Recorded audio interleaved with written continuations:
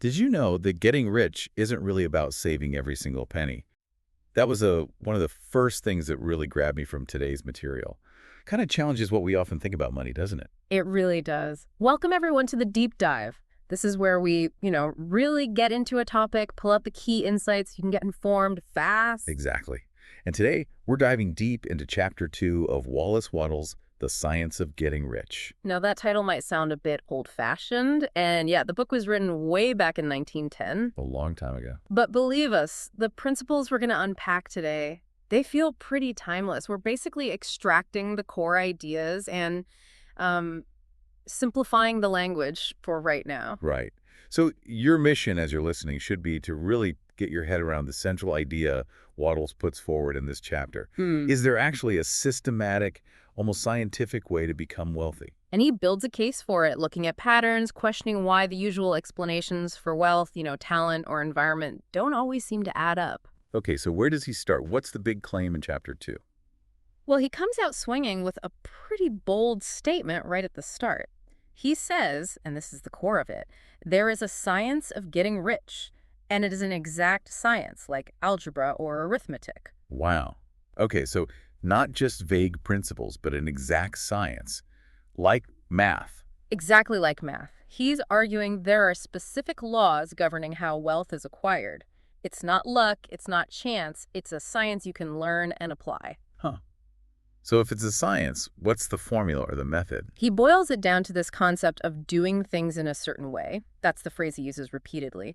He argues that getting money and property comes as a direct result of doing things in this certain way. And people who do things this way, they get rich. That's his claim. Whether they do it intentionally, understanding the science, or just stumble upon it, if they operate in this certain way, wealth follows. And the flip side, what about people who work really hard but don't get rich? He addresses that directly. He says those who don't do things in this certain way tend to stay poor no matter how hard they work or, interestingly, how capable they might seem otherwise. So it's less about effort and more about the method, the approach. Precisely. It leads into his underlying principle, the law of cause and effect. Okay. He puts it very simply, like causes always produce like effects. It's a natural law. Okay, that makes sense.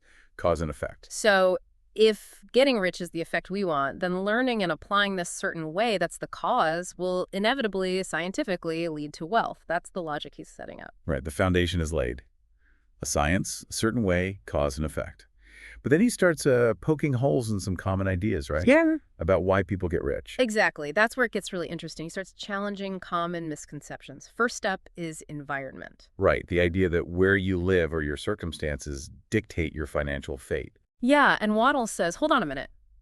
He points out that we often see rich people and poor people living right next door to each other. Same town, maybe even working in similar fields. Yeah, you see that all the time. Yeah. Same city, vastly different outcomes. So his conclusion is that getting rich isn't primarily about your environment. Sure, some places might be better for certain businesses, but it's not the main deciding factor for individual wealth. If others in your town can get rich, the environment itself isn't stopping you. Okay, so environment isn't the key. What about talent? Surely being brilliant or highly skilled helps. You'd think so, wouldn't you? But Wattles observes that many highly talented people remain poor. We all probably know someone like that, right? Brilliant, but struggling. Definitely. And conversely, he notes that sometimes people with, let's say, less obvious talent manage to become quite wealthy. So what's his takeaway there? Talent doesn't matter at all. Not quite. It's more that great talent isn't essential. It's not the prerequisite. The key, he argues, circles back again to that certain way. Following the method trumps relying solely on innate ability. So the system beats raw talent if the talent isn't applied in that certain way. Exactly. And then he tackles something that might really surprise people, saving and frugality. Ah, yes, the save your pennies advice we mentioned at the start. What does he say about that? Well, he basically challenges the direct link. He observes that many extremely thrifty people who save constantly, are still poor. Okay. And on the other hand, some people who spend quite freely manage to accumulate wealth. So for listeners who are diligent savers, this might sound, well, wrong. It definitely goes against the grain. We're always told saving is the path to wealth. Right. But Wattles seems to suggest that just being frugal isn't the core of getting rich. Maybe extreme saving is something you can do once you're wealthy, or maybe it's just not the primary engine driving wealth creation itself. There's something else more fundamental. Something like a Yeah. certain way again. You're seeing the pattern. He reinforces this by looking at whether doing something unique is the key. Having a revolutionary business idea. Yeah, the next big thing. But he points out, look at people in the same business, often doing almost identical things, using similar tools and methods. One gets rich, the other struggles or goes bankrupt. So even if you're doing the same what, the how makes the difference. That's exactly it. It always comes back to how things are done that certain way. Okay, so he's dismantled environment, talent, saving, and unique ideas as the essential keys. What's the conclusion he draws? He circles back hard to his main point. Getting rich is the result of doing things in a certain way. Yeah. And because of that law of cause and effect, affects anyone who can learn and apply this method can get rich, he presents it as reliable, repeatable. Now that sounds empowering, but also maybe daunting. Like, is a certain way super complicated? Is it only for geniuses? He anticipates that concern. He argues, no, it's not so difficult that it's beyond the reach of ordinary people. How does he back that up? He uses examples. We see talented people get rich, sure, but also people we might not consider particularly brilliant getting rich. We see intellectually sharp people succeed, but also those who aren't perceived that way.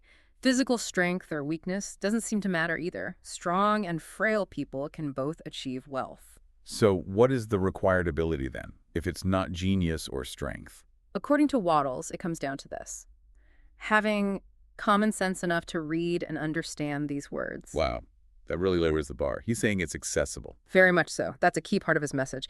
Then he kind of loops back to environment, just to add a bit of nuance. Okay, what's the nuance? While environment isn't the primary driver, location does matter to the extent that you generally need to be around people to, do business with them. It helps to be where people are inclined to interact and trade in the way you want to operate. So practical considerations, not some magic rich location, but just where the action is for your specific goals. Pretty much.